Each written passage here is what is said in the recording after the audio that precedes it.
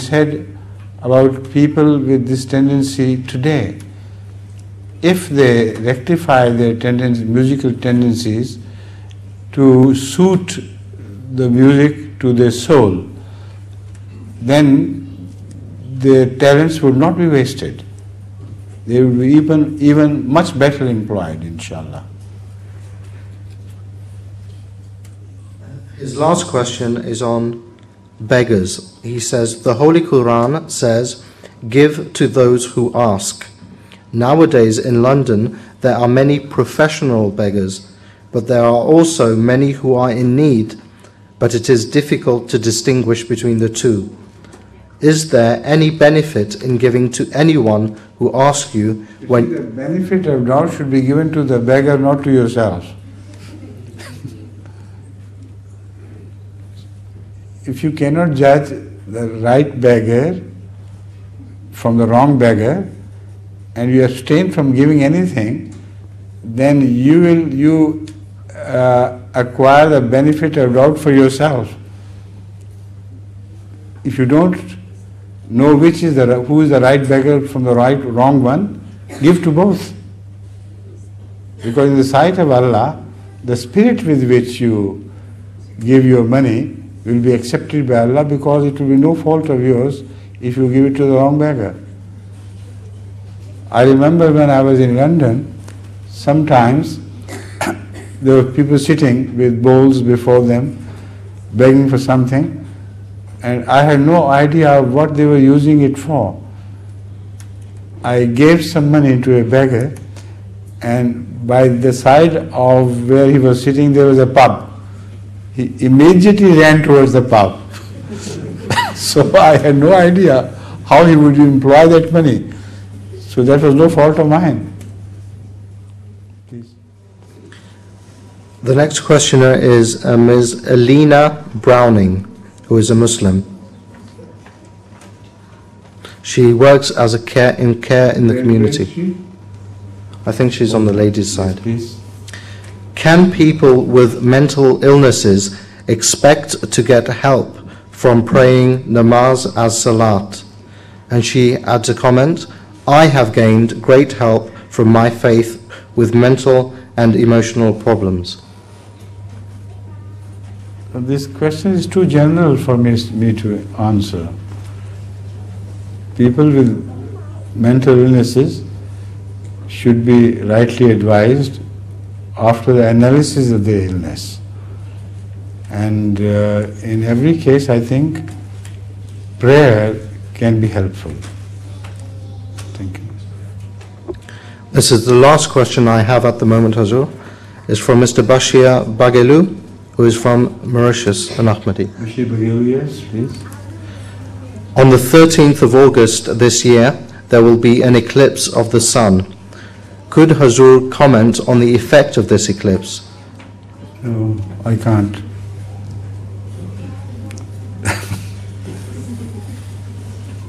It is for the scientists to tell you what physical effect that eclipse will create.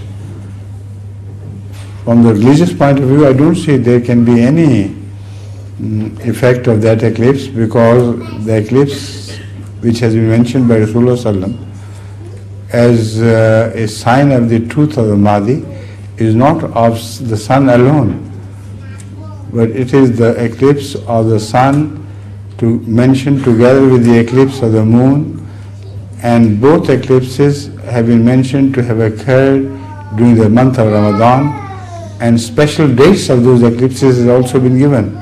So this eclipse, as far as that goes, is just meaningless. Thank you. That's all? Now we still have about 8 minutes to go. If there are some more people who are interested in asking questions, they can send their questions like Mansoor Hadhrat is doing.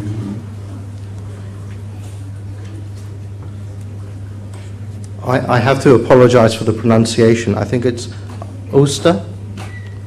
Pardon? Ulster. Huh? Ulster. Her name is Ulster. She is from Iceland. From Iceland? A Sunni Muslim. Is it Ulster? How do you pronounce it? Ulster? Hausa. That's right. I am a new Muslim, Sunni, and I am very happy to have reverted to Islam. However, now I must tell my family about this. I know they will not accept. How should I approach them? Please, can you guide me? You see, wherever the preaching to others is mentioned in the Holy Quran, the word hikmah is given preference. Hikmah means with wisdom. So instead of calling them straight away to Islam, employ your wisdom so that you mention those things to them which are meaningful to them in the beginning. And gradually you draw them to your side. Sometimes it's like constructing bridges across vast oceans or seas. First, they throw a very small string, and you do it, you know it. Yes. So gradually, it can pull large ropes as well. So use the same technique with your parents, please. Next, please.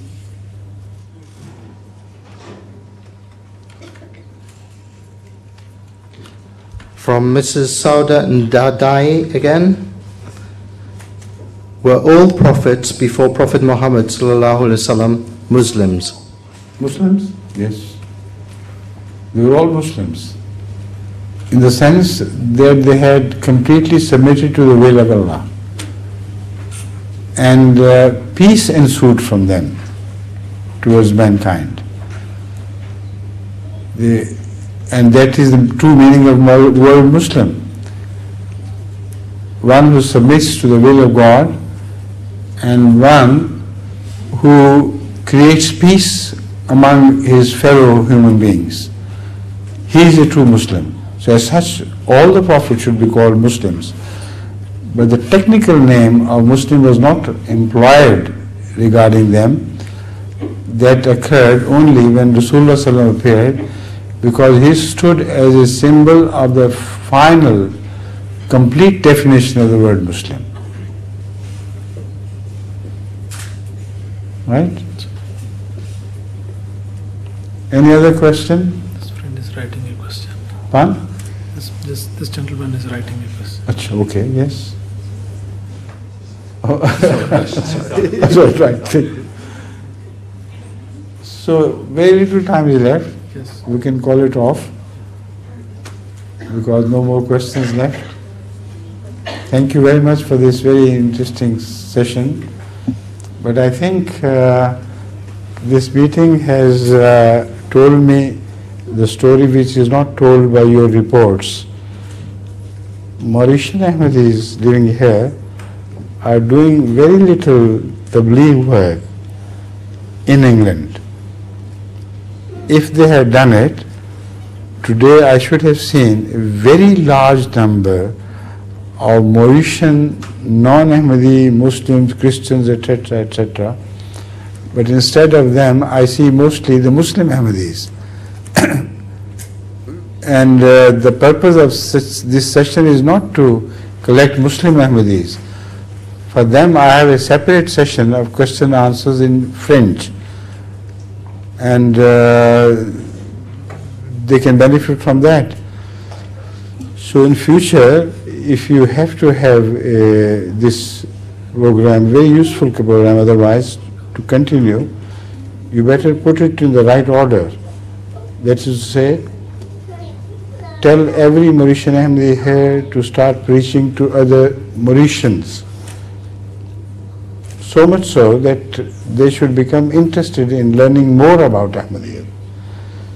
So when they have achieved this purpose, this hall would be full of so many newcomers who would like to inquire about Ahmadiyya from me directly myself. So that would serve the ultimate purpose of such sessions. Thank you. With that I take leave of you. Allah bless you all. Assalamu alaikum wa rahmatullah.